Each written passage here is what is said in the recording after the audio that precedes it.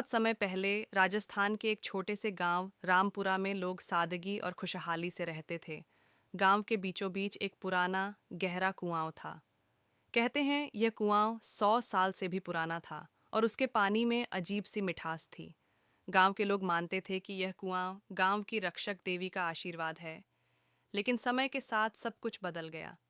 धीरे धीरे कुएं का पानी कड़वा होने लगा। लोग हैरान थे कि जो कुआं कभी जीवन देता था, अब वही पानी पीने लायक नहीं रहा। कई लोग बीमार पड़ गए। गांव के बुजुर्गों ने कहा, यह देवी का गुस्सा है, कोई न कोई बड़ी गलती हुई है।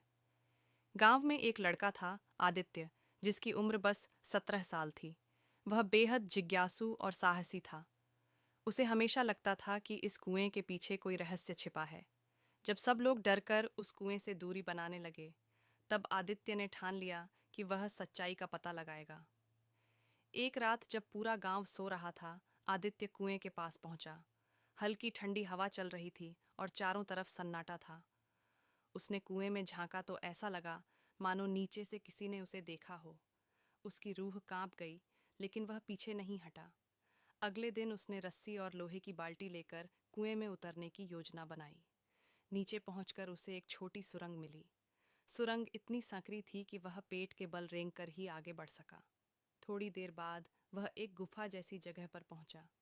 वहां एक पत्थर की मूर्ति थी, जो गांव की रक्षक देवी की प्रतीत हो रही थी।